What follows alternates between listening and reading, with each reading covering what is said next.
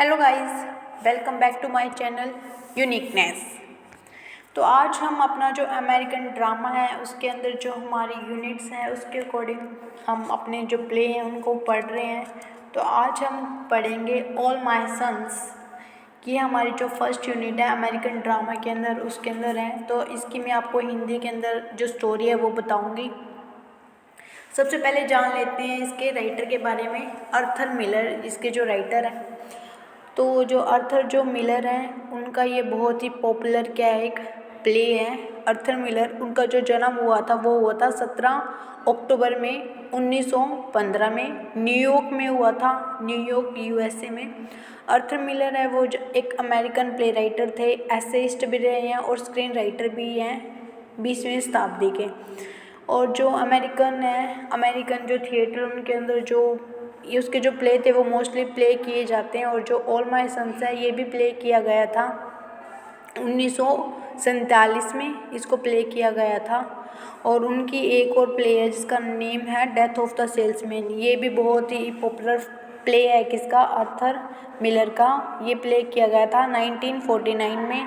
और एक और है द क्रूसिबल, ये 1953 के अंदर प्ले किया गया था। A view from the view bridge 1955। The drama death of the salesman is consider one of the best American play. तो ये जो डेथ है उसकी सेल्समैन्स की, ये जो प्ले था उसका जो one of the best play था। तो जो अब हम जो मेन जो स्टोरी है उसके ऊपर आते हैं कि जो ऑल माय सन्स है इसकी जो सेटिंग रखी गई है वो जो सेकेंड वर्ल्ड वॉर हुआ था यानी कि 1939 टू 1945, 39 से लेके 45 के बीच में इसकी सेटिंग रखी गई है। उसके बाद की बातें हैं ये लिखा गया था 1946 में, पब्लिश्ड हुआ था 1947 में। इसका जो लिटरेरी जो पीरियड है वो अमेरिकन ड्रामा के अंदर रियलिज़म है। और इसकी सेटिंग मैंने आपको बताई दी है यूएसए के अंदर न्यूयॉर्क में रखी गई है। तो पढ़ते हैं स्टोरी के बारे में। जो स्टोरी है इसके अंदर ना 4 फैमिली है बेसिकली। कन्फ्यूज़न तो होएगी बट आप मेरी बात ध्यान से सुनोगे तो नहीं होएगी, ठीक है, इतना मैं श्योर हूँ। कैरेक्टर्स के नेम आप चाहो तो लिख सकते हो। अगर आपको ऐसे नहीं समझ में आ रहा तो मैंने अपने टेलीग्राम चैनल के अंदर भी एक पीडीएफ डाली है जिसके अंदर मैंने इसकी हिंदी के अंदर सारी समरी लिखी हुई है, तो आप वहाँ से पढ़ सकते हो। और नहीं तो मेरी वॉइस सुन के भी आप अच्छे से समझ सकते हो।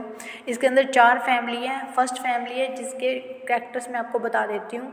जो कैलर है जो हेड है अपनी फैमिली का।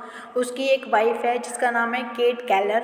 उसका इन दोनों हस्बैंड वाइफ के 2 लड़के हैं जिसका नाम है लैरी किलर और क्रिस किलर। जो लैरी है वो बड़ा बेटा और जो क्रिस है वो छोटा बेटा है, ठीक है। और एक और फैमिली है जिसके अंदर स्टीव दीवार है, एक एन है। स्टीव मतलब कि मेन हेड है, एन या फिर एनी उसकी बेटी है और जॉर्ज उसका बेटा है, ठीक है। और इसके अलावा भी है एक बर्ड है। बर्ड मतलब कि एक छोटे सा बच्चा है जिसका इतना ज़्यादा रोल नहीं है, माइनर्स है, तो उसको हम नेग्लिजिबल करके चले तो चलेगा। एक फ्रैंक लूबे है। फ्रैंक लूबे की एक वाइफ है लोडिया लूबे, ठीक है। और एक डॉक्टर जिम बेलिस है और उसकी एक वाइफ है शू बेलिसिस। जो डॉक्टर है वो बहुत सक्सेसफुल है और जिम्स है उसकी जो वाइफ है। तो पढ़ते हैं जो कैलर। स्टोरी सुनते जाना ध्यान से। करैक्टर नहीं समझ में आ रहे तो इट्स ओके, जो मैं बता रही हूँ वो आप ध्यान से सुनना। तो एक जो कैलर है। जो कैलर ना अपने घर के जो वो नहीं होता बैकग्राउंड सा यार्ड होता है जहाँ पे लोग छोड़ के रखते हैं, पिछवाड़ा जिसको बोलते हैं बैकयार्ड। तो वहाँ पे उस अपने बैठा हुआ है, न्यूज़पेपर लेके बैठा हुआ है। तो उसके पास जिम बेलिसिस भी बैठे हैं, मतलब एक डॉक्टर उनका फैमिली डॉक्टर वो भी बैठा हुआ है। तो वो अपनी लाइफ से बहुत ज़्यादा फ्रस्ट्रेट हैं। जो डॉक्टर जिम बेलिसिस हैं वो बताता है कि मेरी जो वाइफ है वो इतनी अच्छी नहीं है, हैप्पी मैरिड लाइफ नहीं है और वो बस अपना टाइम पास करने के लिए अक्सर इनकी फैमिली में आता जाता है। और जो लिसिस है, जो किलर है, उसकी एक वाइफ है केट किलर, उसके 2 बच्चे हैं, 2 लड़के हैं, लैरी और एक क्रिस है। तो जो लैरी है वो अब नहीं बचा, मतलब कि उसकी डेथ हो चुकी है, युद्ध हुए थे तो जैसे तो उसकी डेथ हो गई थी। अब बस उसके पास उसका एक ही बेटा है जिसका नाम है क्रिस किलर। जो क्रिस किलर है वो बचा हुआ है, मतलब कि अपनी अब वो रिसेंटली अपने जो फादर हैं उसकी कंपनी के अंदर जो फैक्ट्री है उसके पापा की, उसके अंदर वो क्या करता है, जॉब करता है। कौन करता है? क्रिस केलर है, अपने फादर का हाथ बटाता है और उसका एक तरह से जो उसका जो बेटा है एक जूनियर पार्टनर की तरह काम करता है। जो केट केलर है उसकी जो वाइफ है वो टोटली बिलीव करती है कि जो उसका जो बेटा है जो अभी भी जिंदा है, बेटा कौन सा उसका, लैरी, वो अभी मरा नहीं है, वो भी जिंदा है। तो ये सब लैरी क्यों सोचती है, मतलब कि केट केलर ऐसे क्यों सोचती है कि उसका बेटा क्यों नहीं मरा, क्योंकि उसके जो नेबरहुड में जो कुछ रहते हैं, जो उसके जो पड़ोसी है उनके नाम है मिस्टर एंड मिसेस लुबे। मैंने आपको उनके फुल नेम भी बताए थे। तो फिर वो ना थोड़े ना खगोल ज्योतिष सर से हैं, मतलब कि एस्ट्रोलॉजी से हैं, तो वो उसको यकीन दिला के रखते हैं कि तेरा बेटा नहीं मरा, वो वापस लौट के आएगा। और जो केट केलर है वो भी इस बात पे यकीन रखती है अच्छे से कि लैरी अभी भी जिंदा है, वो नहीं मरा है। बट जो उसका जो बेटा है क्रिस केलर वो बहुत अच्छे से जानता है कि लैरी 3 साल पहले मर चुका था, अब वो वापस नहीं आएगा, प्लेन क्रैश हो गया था जिसकी वजह से उसकी डेथ हो गई थी। जो लैरी था जो भी नहीं रहा, तो उसकी एक गर्लफ्रेंड थी जिसका नाम था एन दीवार। तो और जितने भी घर के जो जितने भी मेंबर्स थे वो इस बात से भली बातें प्रेषित है कि जो एनी है वो किसकी गर्लफ्रेंड है, लैरी की गर्लफ्रेंड है। और जो अब वो क्या चाहती है, और वो ना क्रिस केलर के पास आती है। क्रिस केलर मतलब कि क्रिस केलर कौन है, लैरी का भाई है। तो उसको बताती है कि मैं तुझसे प्यार करती हूँ। और जो केलर के पास क्रिस और एनी जाते हैं और कहते हैं कि हम एक दूसरे से शादी करना चाहते हैं। और जो एनी है वो अभी अभी न्यूयॉर्क से आई है। आपको समझ में आया मैंने क्या बताया अभी तक? एक फैमिली है, जो केलर की फैमिली है, उसकी एक वाइफ है। तो जो केलर का जो एक बड़ा बेटा है वो मर चुका है, बट जो केट केलर है वो इस बात पे यकीन नहीं करती कि उसका बेटा जो मर चुका है। तो जो बेटा मर चुका है ना, लैरी, उसकी एक गर्लफ्रेंड है। उसकी जो गर्लफ्रेंड है ना वो अभी न्यूयॉर्क से आई है, और वो ना अब उसके जो छोटा बेटा है क्रिस, उससे शादी करना चाहती है, ठीक है। बट जो केलर है उसको ना इस बात से कोई प्रॉब्लम नहीं है।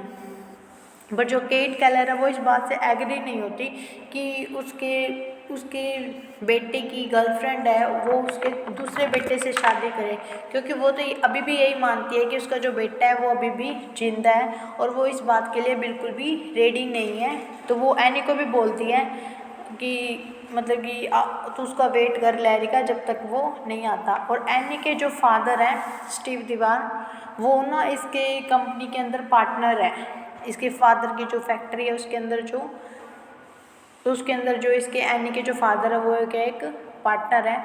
तो जो दूसरे वर्ल्ड वॉर हो रहा था जब 1939 से लेकर 1945 के बीच में, तो उस टाइम पे ना जो एनी के जो फादर थे उन्होंने ना डिफेक्टिव जो एयर वो होते हैं ना सिलेंडर, वो डिफेक्टिव जो सिलेंडर थे वो अप्रूव करके वहाँ पे भेज दिए थे अमेरिकन प्लेन्स के लिए। तो उस वजह से क्या हो गया था कि जो 21 पायलट्स थे ना उनकी जान चली गई थी। तो इस वजह से वो रिस्पॉन्सिबल था उन 21 नौजवानों के लिए जो मर गए थे। तो इस वजह से जो केलर है वो खुद को तो बचा लेता है, बट कहीं ना कहीं उसका भी रोल था, क्योंकि कंपनी तो उसी की थी जो केलर की, बट वो खुद को बचा लेता है। और जो उसके फादर है उसको क्या हो जाती है, जेल हो जाती है। जो एन है वो उसकी ही बेटी थी स्टीव दीवार की।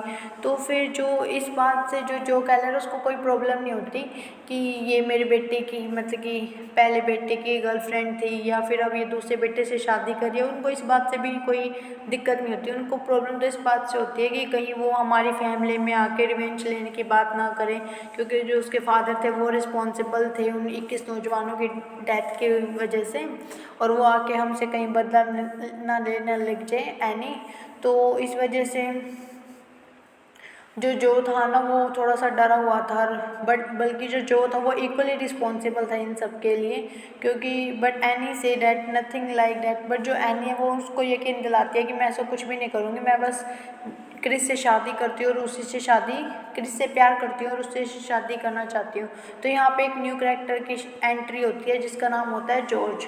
जॉर्ज कौन है, मैंने आपको पहले भी बताया था, जॉर्ज एनी का भाई है, यानी कि स्टीव दीवार का बड़ा लड़का है। तो फिर वो उनसे काफ़ी टाइम के लिए दूर रह रहा होता था। तभी वो वापस आता है। जैसे ही वो वापस आता है तो अपने बाप से मिलने के लिए जाता है जो भी जेल में है।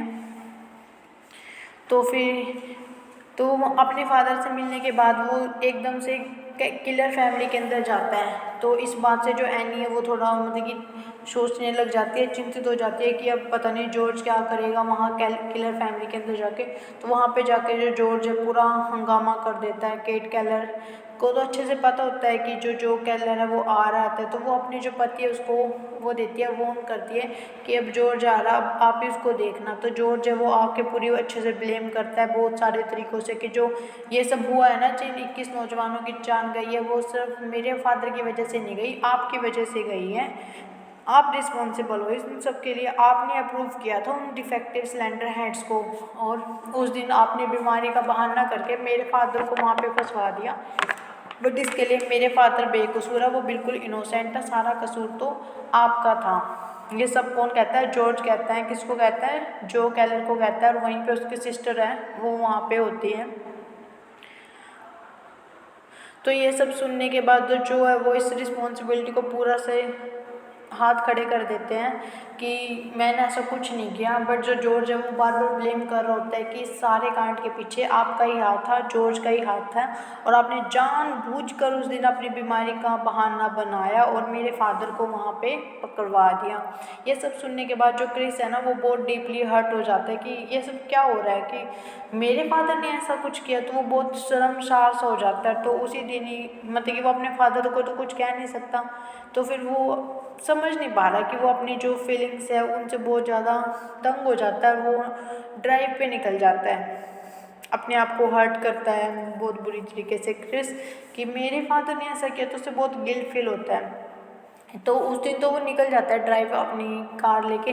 बट नेक्स्ट डे जब वो आता है, अब आते ही वो एनी को सर्च कर रहा होता है। तो वो चाहता है कि अपनी जो लाइफ है अच्छे से स्पेंड करेगा एनी के साथ। तो उस टाइम पे जो एनी है ना वो एक लेटर को निकालती है, जो लेटर लैरी ने ना एनी को लिखा था उसकी सुसाइड करने से पहले।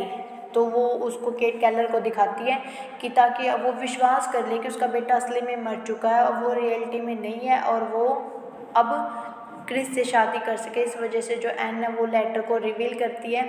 जो क्रिस है उस लेटर को पढ़ के सुनाता है सबके सामने, और जो उसके जो फादर हैं वो रिस्पॉन्सिबल है इस वजह से कि उसके फादर ने डिफेक्टिव अपार्टमेंट के अंदर जो सिलेंडर हेड है वो भेजे थे, जिसकी वजह से 21 नौजवानों की जान चली गई। और मैं इस वजह से बहुत ज़्यादा शर्मिंदा हूँ और मैं सुसाइड को अटैम्प्ट कर रहा हूँ। तो एनी है ये लेटर जो केट केलर को देखती है, क्रिस उसको पढ़ के सुनाता है। एक लंबे टाइम के बाद जो जॉर्ज है वो मतलब कि बहुत टाइम से तो यही सोच रहा था कि मेरे बेटे ने तो मेरी वजह से सुसाइड नहीं करा, मतलब कि बट मतलब कि उसको थोड़ी सी सांत्वना से थी कि चल जो भी है वो तो चलेगा। बट मेरे बेटे ने तो मेरी वजह से सुसाइड नहीं किया, उसका कुछ और रीज़न रहा होगा। बट ये लेटर सुनने के बाद वो भी पूरा शर्मसार हो जाता है कि इनडायरेक्टली उन सोल्जर के लिए तो मैं रिस्पॉन्सिबल हूँ कि जो मरे हैं 21 नौजवान। इनडायरेक्टली जो मेरा बेटा है वो भी मेरी वजह से मरा है, और जो 21 नौजवान जो मरे हैं वो भी मेरे ही बेटे जैसे थे। तो इस वजह से इसका जो नेम है ऑल माई सन्स, इसका टाइटल पड़ा है इस प्ले का। तो जॉर्ज ये सब सुनने के बाद एक रूम के अंदर जाते हैं और वहाँ पे गन निकालता है और अपने आप को शूट कर लेता है। इस वजह से जो सारा जो जॉर्ज के ऊपर जो प्ले था वो सारा फिनिश हो जाता है। तो केट केलर अपना क्रिस को कहती है कि तुम जाओ अपनी लाइफ अच्छे से स्पेंड करो, और एनी और क्रिस वहाँ से चले जाते हैं। इस वजह से इस प्ले की एंड हो जाती है। आई होप आपको ऑल माई सन्स की जो स्टोरी है वो समझ में आई होगी। Thank you so much.